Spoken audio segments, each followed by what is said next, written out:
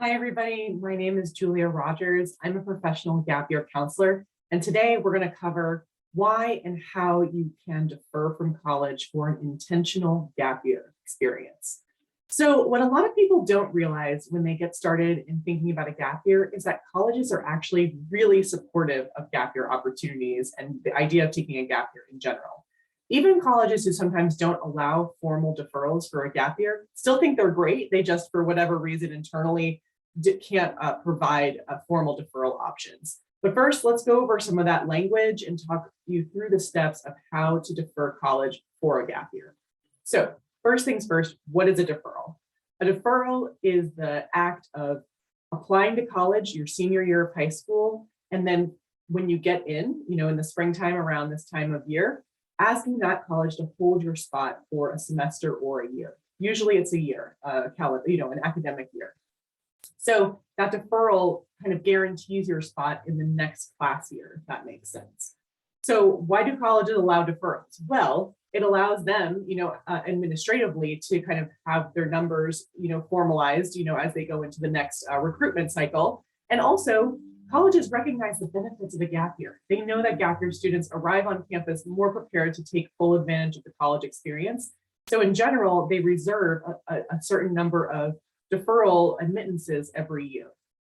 Another thing that sometimes happens, which is colloquially known as the Z list or X list or something like that in some schools, is that some colleges actually do automatic deferrals where you might get an acceptance into a college for the following year. This happens especially at competitive universities where students who demonstrate a lot of interest in a certain school may get Z listed for the following year.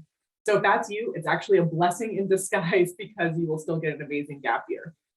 We also see students who are Jan or Feb admits, and that's also usually something where maybe when you apply, you checked a box for consideration as a Jan or Feb admit, meaning that you start a semester late. And those schools usually have a whole pod of people who start as Jan or Feb admits, and so you actually get to start with a cohort of other students who have had a gap semester. So we're going to be talking today about your choice to defer a year and how that process looks.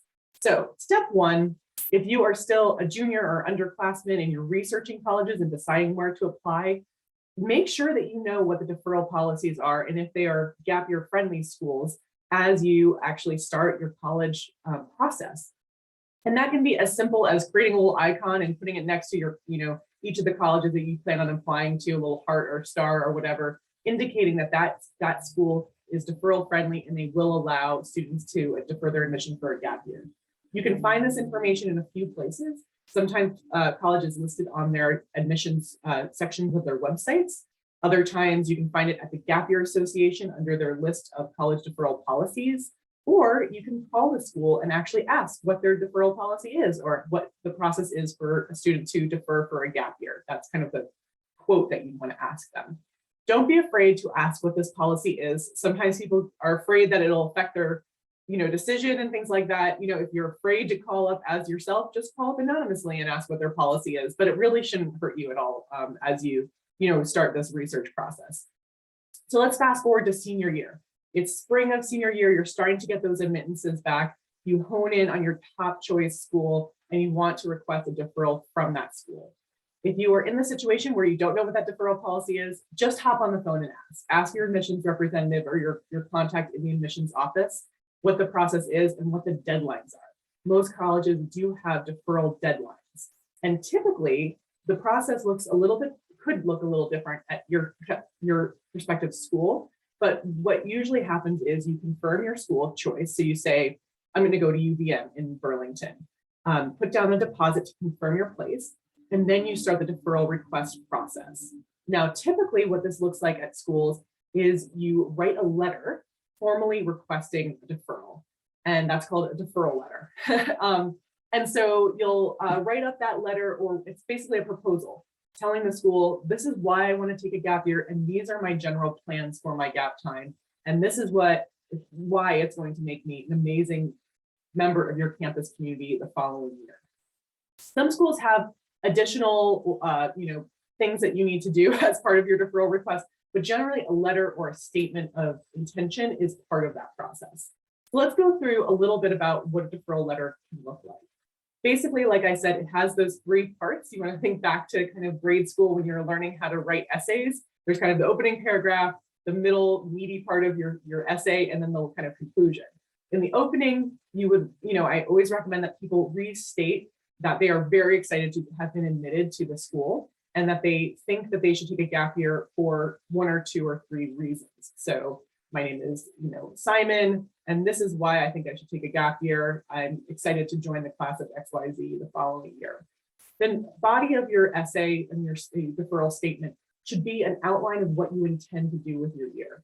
I often get asked, do you need to have your plans set in stone when you make your deferral request? And the answer is no. If you do have some specific programs or opportunities that you have in mind, definitely write them down, but deferral letters are not binding. So really what a school is looking for in a deferral request is intention, and they want to know that you are going to be spending this year in a meaningful way.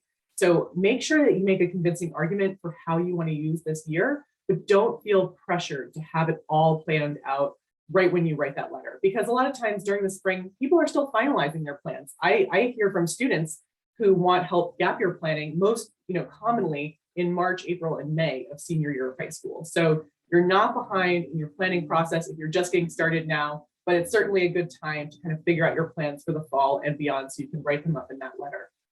Your conclusion paragraph should be something along the lines of, after a gap year, I expect to be XYZ, changed by your experience and excited to start on campus again. So you really want the college to know that you are excited to go, you want this gap year for personal reasons, and that you have intentions behind it and goals to make it meaningful. So you're going to send that letter in.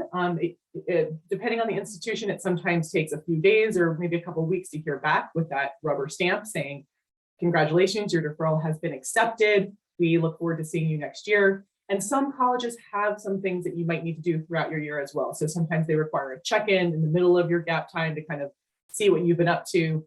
Other colleges have scholarships or other financial aid that you can access as a gap year student. So places like Florida State University, UNC Chapel Hill, Duke University, those colleges actually have scholarships for their gap year students. So make sure to ask your college if that's possible or if they have anything similar, because we also want colleges to start getting on board with this and to make more monies available for gap year students to pursue amazing and interesting things on their gap time. So lastly, think about your financial aid situation. If you have a financial aid or merit-based aid package through the college that you hope to go to, you want to make sure that you understand exactly what's going to happen with that package if you defer admission. So sometimes packages will defer alongside your admission, so you have that same financial aid package the following year.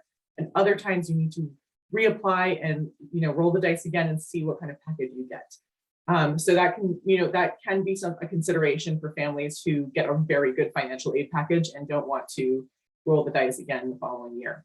FAFSA's a similar situation, except for that you always have to reapply. So make sure that you put in your FAFSA paperwork in the fall as you would if you were reapplying to college. Another thing to keep in mind that is, if you promise yourself to a college by putting down a deposit and requesting a deferral, that is a moral and ethical commitment to that school. So I would not recommend applying to schools on your gap year if you are already committed and deferred from a school of choice. If you did not get into the schools you wanted to get into, apply on your gap year, see where the chips fall, and you can always reapply to that same school that you were planning on deferring from if it's a backup or if it's a choice that you'd be happy with. So just keep that in mind as you're thinking through your options. And as you can see, it's actually not too hard to defer your college admission for a gap year.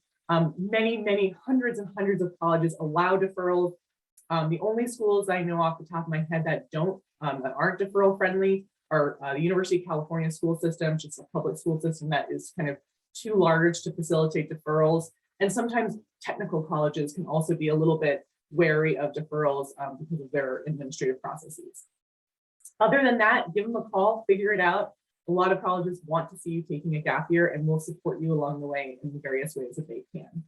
I hope this was helpful. If you still need help planning your gap year, that is where I come in as a counselor. I'd love to help you mentor or be a mentor for you during your year, help you plan amazing activities, whether it's programs, self-designed experiences, travel, anything that you want to do. And this is also a great time of year to have an exploratory conversation, which is a free resource I offer any senior in high school who's thinking about taking gap time. To get that going, you just go to my website, fill out a questionnaire. I'll drop that in the comment section, and we can have a chat and see what your thoughts are and answer any questions you have about the gap year planning process. Hope this was helpful, and have a fantastic spring, everybody.